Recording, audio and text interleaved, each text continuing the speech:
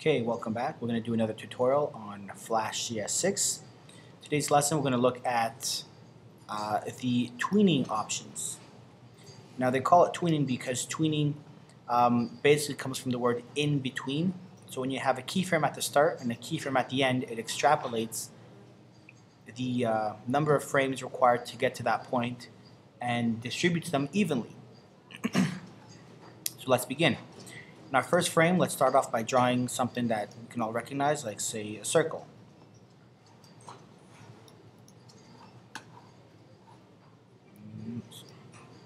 Bring that back a little larger.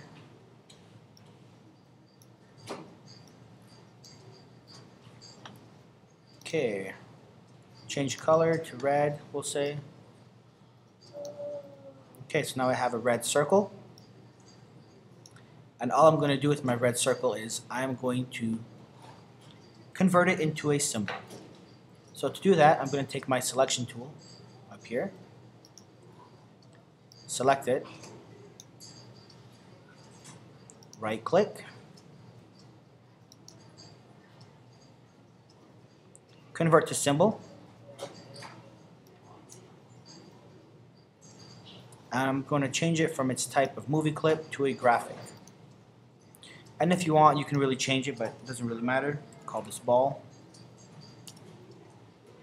Alright, now because it has a little blue box around it, it is now a symbol.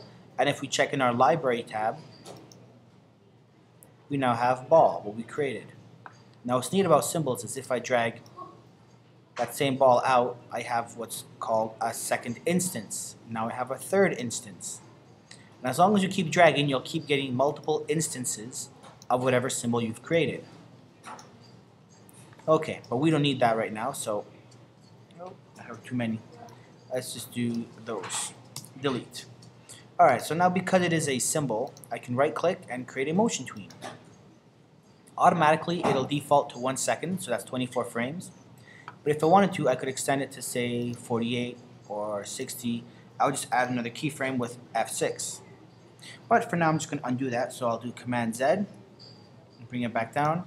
Now I have a start frame, but I have no end frame. So if I want to see something actually happen, I have to make a change. So I'm going to click on my last frame, press F6, create a keyframe, and now I can do some motion. So I will change it from frame 1 to frame 24. Now you see this line back here? That is my motion path. Every single dot along this line is considered a frame.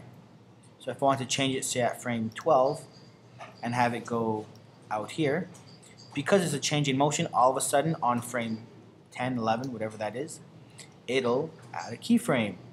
So now when I play it back, I have down, up, midway, and then it does a sharp turn all the way to the end. Okay. The other thing you can do is if you hover around your line, any line really, and you see the little curve mark around the arrow, the selection tool, you drag it down, it'll arch. So it looks like it's kind of bounding. Ooh, like a pendulum swing almost. This is a kind of cool tool to use in case you're doing a bouncing ball or basketball or something falling down the stairs. Okay, now what else we can do is add a certain keyframe, like say choose 10 again, because it's already highlighted for me. I can press Q or select my free transform tool, and I can make this guy bigger. Now my last frame was a copy of frame 1. So I'll go from frame 1, make it bigger, and then I'll go back smaller. It's kind of cool. Okay, so that is the motion tween. Now I will do a shape tween. So I'll just insert a blank frame, right click, insert blank keyframe. This just gives me an empty frame so I can break off my tween. Now in this frame I'm going to do another little ball.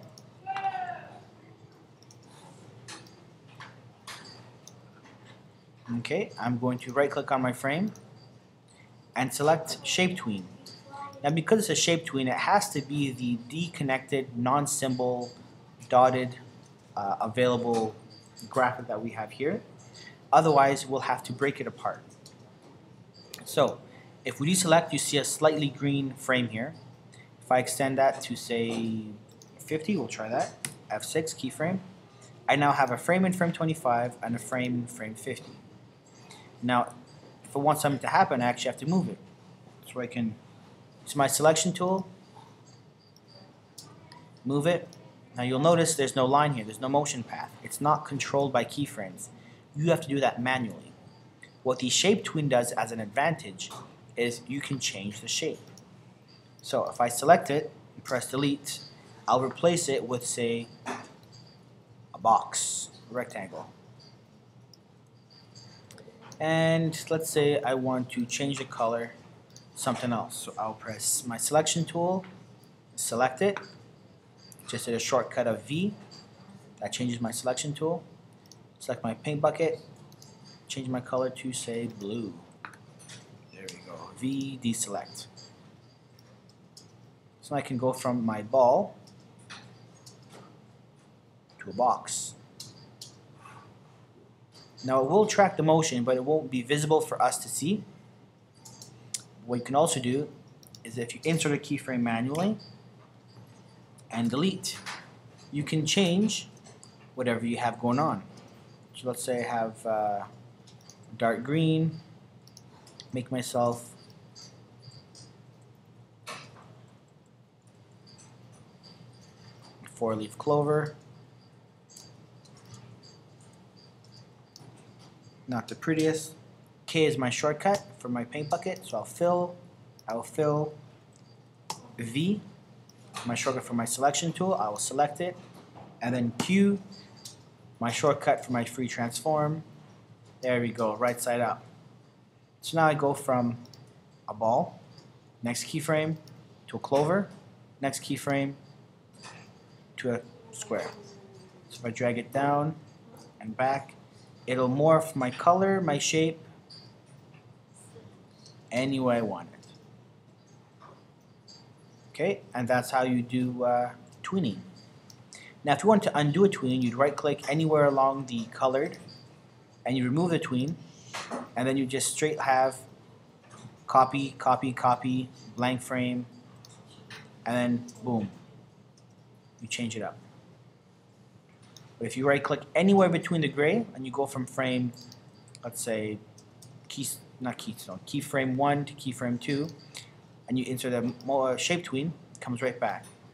But as soon as I take off my last frame and I go delete, I now get this broken dotted line. That means I have a start but no ending. Okay? Now if I brought in my ball, last thing, it is still broken even though I have something in my last frame. Well, that's because my ball is a symbol. I have a box around it. See how it's blue? What I can do then is I can right click and I can break it apart, thereby making it a non-symbol. And when I deselect, my arrow comes right back. So there we go. That is how you do your tweens. Next movie, we'll look at movie clips and embedding them.